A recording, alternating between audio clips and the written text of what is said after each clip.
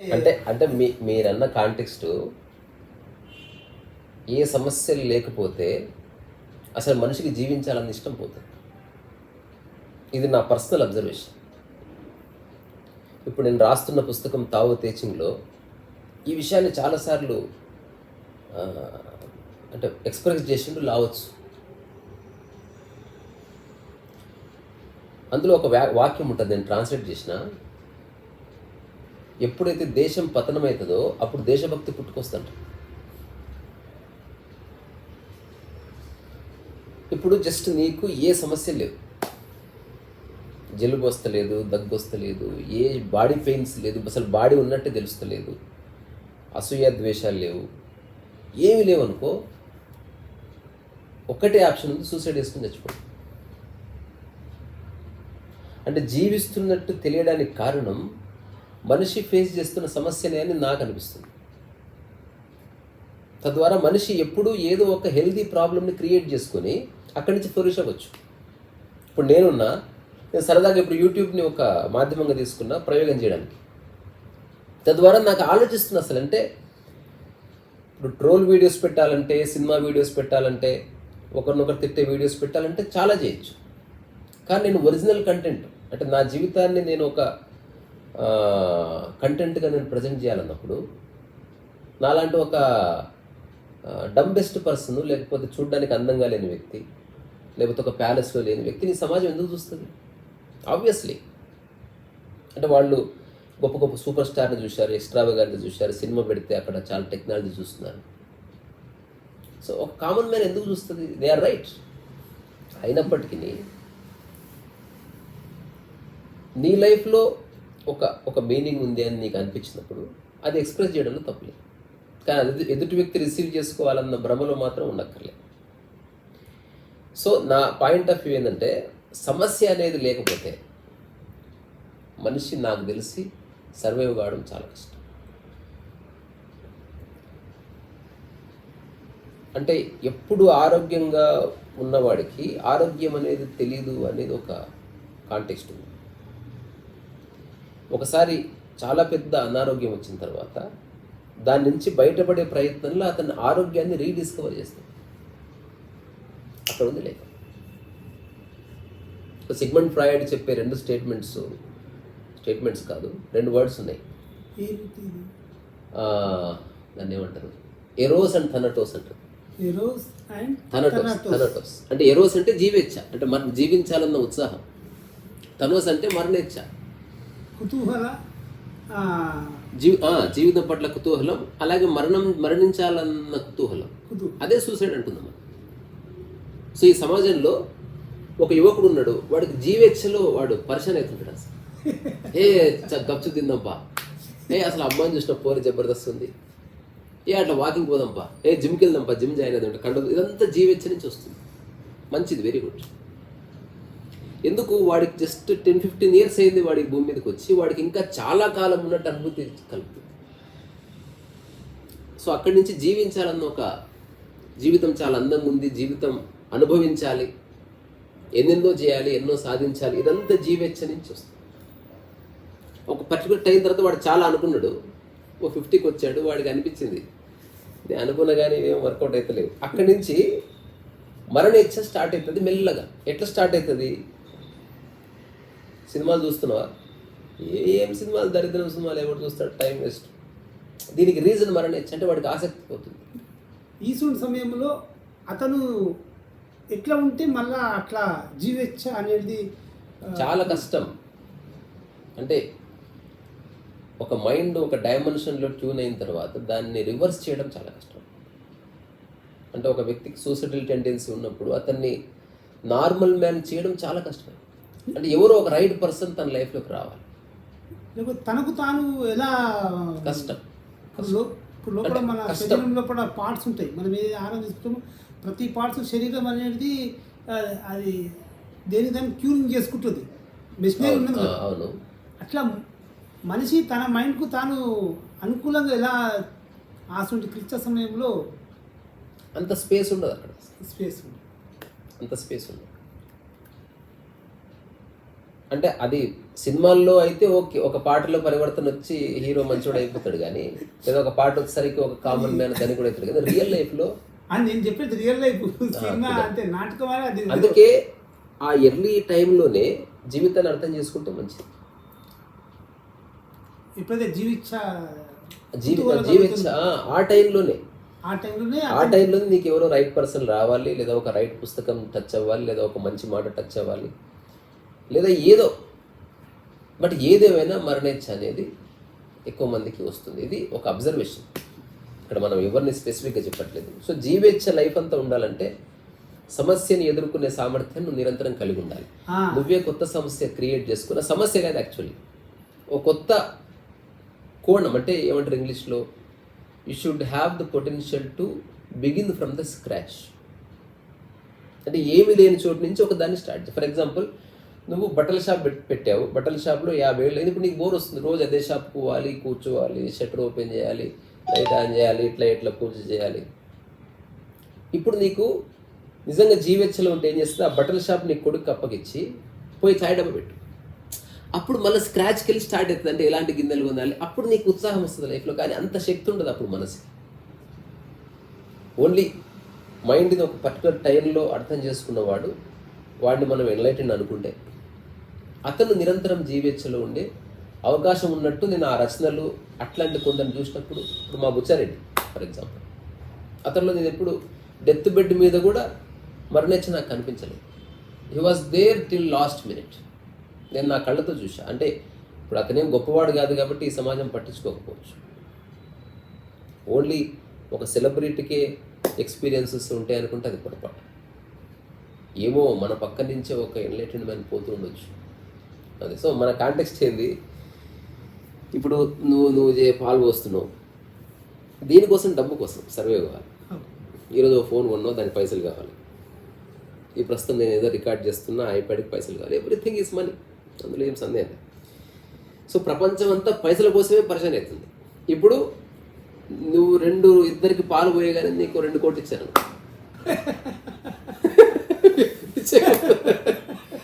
ఆ తర్వాత ఎవరింటికి భోజనానికి పోయినావు, అప్పుడు వాళ్ళు ఏం చేశారు, భోజనం పెట్టి నీకు 5 కోట్లు ఇచ్చారు. ఉంచుకో, కిషన్ ఉంచుకో.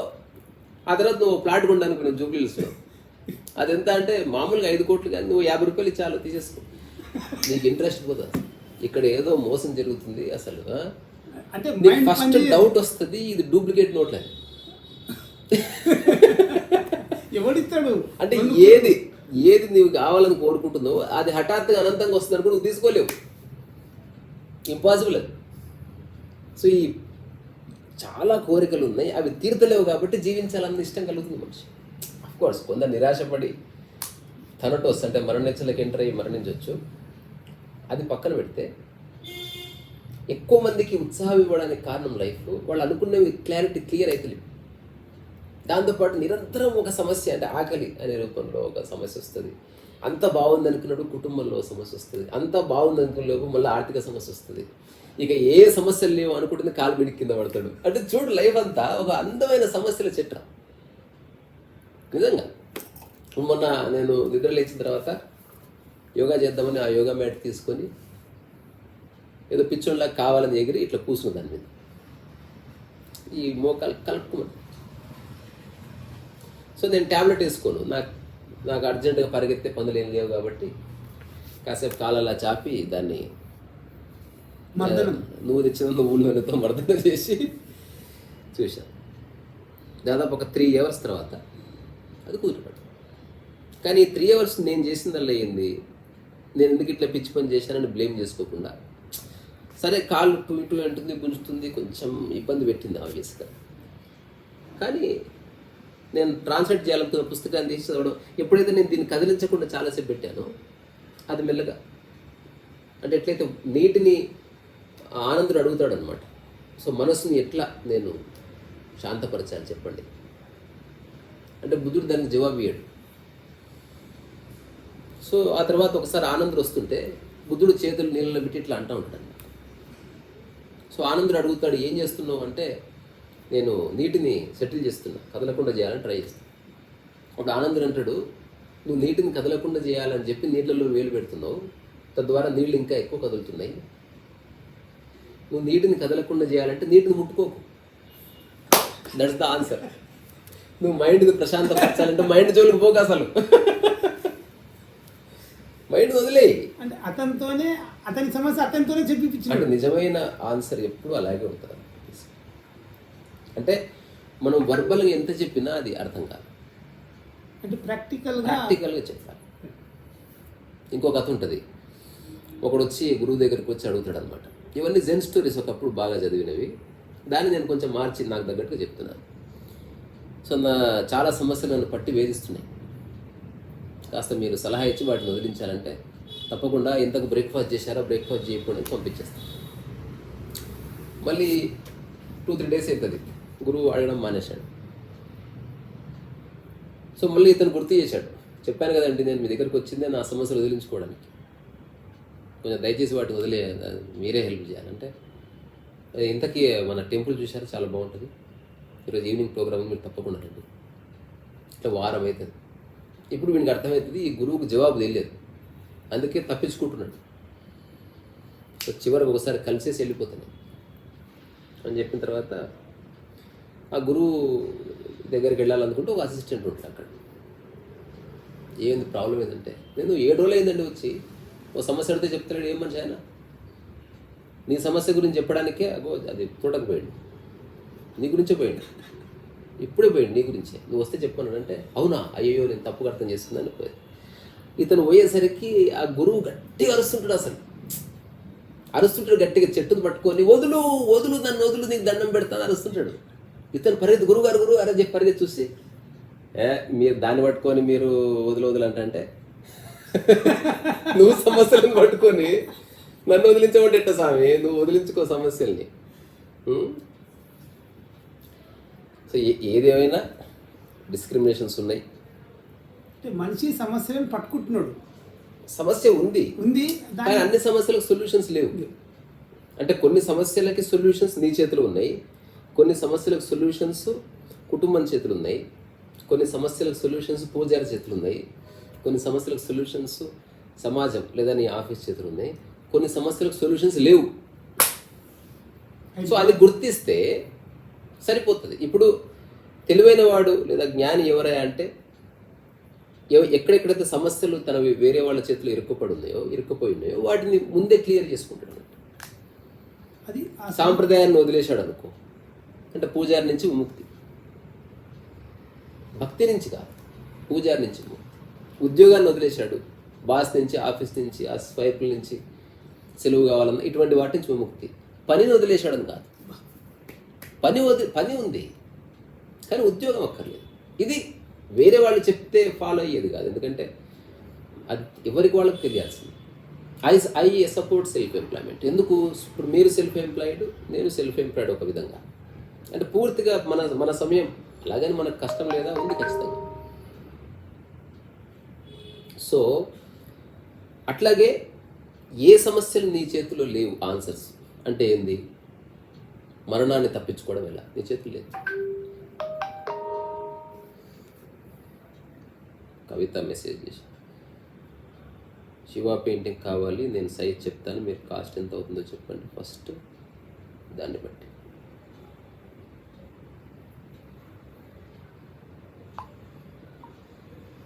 కవిత షూర్, నేను అంటే ఏ సైజ్ కావాలో చెప్తే నేను కాస్ట్ చెప్తాను మీకు. Sure, thank you. Anyway, so సమస్య అనే దాన్ని ఉత్త సమస్యగా చూడకూడదు. అంటే మనం ఇంతకుముందు అనుకున్నట్టు ట్రెడిషనల్ ప్రాబ్లమ్స్ ఉన్నాయి, political problems, socio economic problems, cosmic problems, past life problems, ఇట్లా బోల్డని ప్రాబ్లమ్స్ ఉన్నాయి. నేను అర్థం చేసుకున్నదల్లా ఏంటంటే, నా చేతిలో ఉన్న సమస్య నేను ఫస్ట్ డీల్ చేస్తాను, తర్వాత నా జీవితం వేరే వాళ్ళ చేతిలో ఉన్నదాన్ని నేను చాలా ఎర్లీ స్టేజ్లోనే కట్ చేస్తాను. తద్వారా నేను విముక్తి భావంలో ఉన్నట్టు నాకు అనుభూతి కలుగుతుంది, అంతే. ఇది అర్థం చేసుకుంటే జ్ఞానోదయం కొంత అర్థమవుతుంది. అంటే కొంచెం లైఫ్లోకి వస్తుంది, వెళ్తూ వస్తుంది. ఇప్పుడు నాకు తెలిసి అత్యంత తేలికైన వ్యాఖ్య చేశాను. చాలా పుస్తకాల్లో ఏవో అహంకారాన్ని వదులుకో, డ్రాప్ ద ఈగో అని గురువు అన్నాడు. కరెక్టే. అది విన్న శిష్యుడు భూబల్లో ఏం చేశాడు, వెళ్ళిపోయాడు. ఒక 20 years తర్వాత పిచ్చోడే తిరుగుతాడు. నాలంటోడు వెళ్ళి అడిగాడు, ఏమైంది భూబల్లా, పిచ్చోడైపోయావు అంటే, అప్పుడు భూబల్లో ఎమోషనల్గా చెప్పాడు, మా గురువు చెప్పాడు డ్రాప్ ద ఈగో అని, కానీ ఎక్కడ డ్రాప్ చేయాలో చెప్పలేదు. ఈగోని వదిలిపెట్టన్నాడు కానీ ఏ ఏరియాలో వదిలిపెట్టాలి అది చెప్పలేదు నాకు. సగం చెప్పి చచ్చాడు దొంగనా కొడుకు. సో పుస్తకాల్లో గురువులు చెప్పేవి అంత సగం ఇన్ఫర్మేషన్ ఉంటుంది. అది ఎవ్వడికి ఉపయోగపడదు. ఎంటర్టైన్మెంట్ ఇస్తుంది, కొంత హోప్ ఇస్తుంది, అందులో సందేహం. నా personal observation about my self and about others ఏంటంటే, ఒక వ్యక్తి 1000 మందిని జీవితం అంటే ఏందో సగమే అర్థం చేయించే బదులు ఒకరిద్దరిని తీసుకొని వాళ్ళకి జీవితం అంటే ఏంటో అంటే వాళ్ళు సిద్ధంగా ఉంటే చెప్పించు. అట్లీస్ట్ వాళ్ళిద్దరు 100% లిబరేట్. కొన్ని వేల మందిని సగం కదిలించి సగం మాత్రమే విముక్తిలో, సగం మాత్రమే సమాచారం అందజేసి, సగం కన్ఫ్యూజన్స్లో నెట్టేసి ఎవరైతే ఈ సంస్థలు స్టార్ట్ చేసిన వాళ్ళు మాయమవుతారో వాళ్ళంతా నెక్స్ట్ చాలా సందిగ్ధాలు పడిపోతారు. ఇప్పుడు ఒకవేళ ఒక అనామకుడిని ఎవరన్నా నన్ను గుర్తిస్తే గుంపుతో ఎంటర్టైన్ చేయకుండా ఒకరు లేదా ఇద్దరు, మ్యాక్సిమం ఒక మనిషి ఒక 12 నుంచి ఒక 121 మందిని ఎన్లైటన్ చేయొచ్చు లైఫ్లో. సరిపోదు టైం. అంతకంటే ఎక్కువ కుదరదు. ఎందుకంటే దీనికి ఒక ఫార్ములా లేదు. ఇలా చేస్తే ఇలా అయిపోతుంది, ఇలా ఓపెన్ చేస్తే ఇలా తాళం ఓపెన్ అవుతుంది, ఈ 3 నెలల కోర్స్ చేస్తే నీకు జాబ్ వస్తుంది. ఇది అట్లా కుదరదు. సో ఎండలు చాలా ఉన్నాయి కదా. ఈరోజు అసలు మధ్యాహ్నం అండర్స్టాండింగ్ మహమ్మద్ అని ఒక పుస్తకం చదువుతున్నాను. అండర్స్టాండింగ్ మహమ్మద్ అంటే ప్రాఫిట్ మహమ్మద్ ప్రవక్త గురించి ఇండోనేషియాకు సంబంధించిన ఒక ఆథర్ అలీ సీనా అని ఒక ఆయన ఒక బుక్ రాశాడు. నేను చదవడానికి మెయిన్ రీజన్ ఇంగ్లీష్. అంటే ఇంగ్లీష్ చాలా మంచి పుస్తకం చదివితే బాగుంటుంది కాబట్టి ఈ సంవత్సరంలో నేను ఒక 2-3 పుస్తకాలు సెలెక్ట్ చేసుకుని చదవడానికి. ఈ సంవత్సరానికి అవి చాలు. అందులో ద వరల్డ్ ఆఫ్ ఫత్వాస్ అని అరుణ్ షోరి రాసింది, అండర్స్టాండింగ్ మహమ్మద్. ఇప్పుడు ఎలాగో నేను ట్రాన్స్లేట్ చేస్తున్నా, తావో తెచ్చింది. ఆ తర్వాత ప్రస్తుతానికి అవి. మధ్యాహ్నం చదువుదాం అనుకుంటే అంటే ఎట్లుంది అసలు, గది ఎంత గమ్మత్తైన హీట్ ఉంది గది. అంటే ఫ్యాన్ నడుస్తున్నా ఏం చేయలేము, నిద్ర వస్తలేదు, అలాగని చదువుబుద్ధి ఎత్తలేదు. ఏదో ఒకటి తినాలి కాబట్టి ఆల్రెడీ తిన్నా కూడా మళ్ళీ ఏవో తింటున్నా. ఈ అమ్మాయి ఏంద్రా బాబు ఇది. అయితే ఇదంతా ఒక 10 నిమిషాలు నడిచింది అట్లా. ఇంకా తర్వాత ఏం చేయలేదు, జస్ట్ దిండ్లు వేసుకుని ఊరికే అట్లా నిద్రపోలే, కళ్ళు మూసుకొని పడుకుని అంతే. 5:30 వరకు నిద్ర రాలే. మొబైల్ పక్కన పడేసిన, ఏది ముట్టుకోలే, ఏది చదవాలి, ఏది వినలే. జస్ట్ సైలెన్స్ అట్లా పడుకున్నా. ఆ లేచిన తర్వాత మళ్ళీ ఏదో నాకు తోచిన పనులు ఏవో చేస్తాను.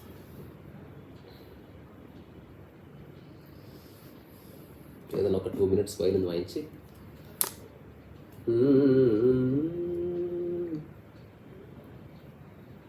అలైపాయుదే కన్నా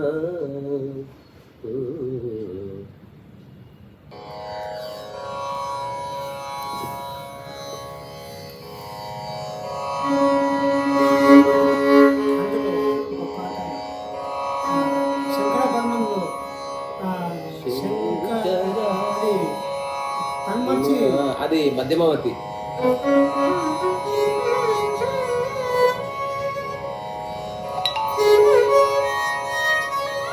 వర్షం వస్తుంటే బయట వచ్చి ఆడతారు. అది మధ్యమావతి రాదు.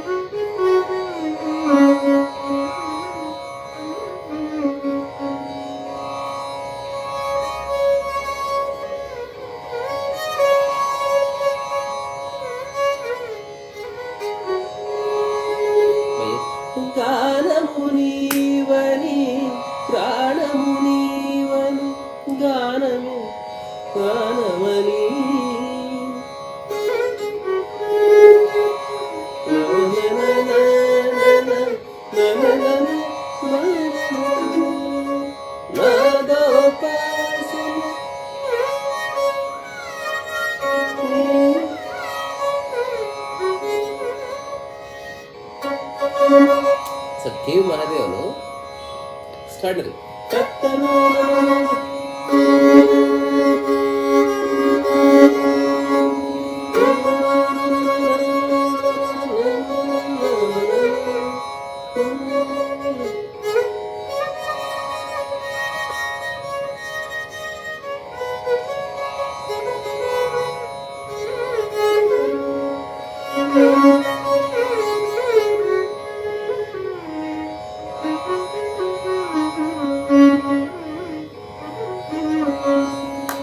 ఆ తర్వాత మంచి ప్రయోగం.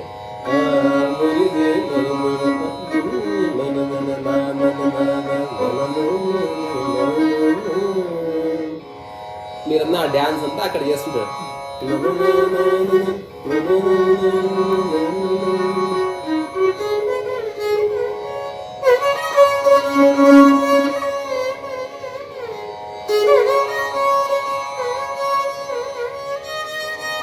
ఉనగంగా ఆనంద సృష్టిని ఉనగంగా.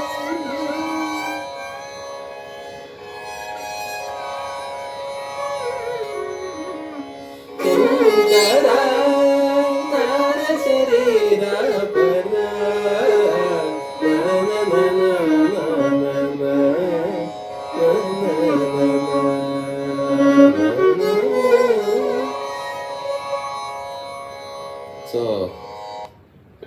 సో అందరికీ థ్యాంక్ యూ.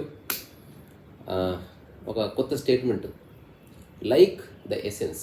ఇప్పుడు మామూలుగా ఎసెన్స్. వీడియో అయిపోయిన తర్వాత లైక్, షేర్, సబ్స్క్రైబ్ అని చెప్తారనమాట. అవును. సో అలా ఎందుకు అని అంటే చెప్పడం తప్పు కాదు. ఒకవేళ చెప్తే క్రియేటివ్గా చెప్దామని అక్కడి నుంచి నాకు ఆలోచన వచ్చింది. కొంచెం లైక్ ద ఎసెన్స్ అంటే సారాన్ని లైక్ చేయి, షేర్ ఎక్స్పీరియన్స్, నీ అనుభవాన్ని షేర్ చేయి, subscribe to the symphony of universal music, లేదా సబ్స్క్రైబ్ టు లైఫ్, లేదా సబ్స్క్రైబ్ టు రీసా. ఇది నాకు చాలా నచ్చింది. సో ఆ విధంగా like the way you live or like the essence, share your experience and subscribe to the symphony of universal music. నమస్కారం.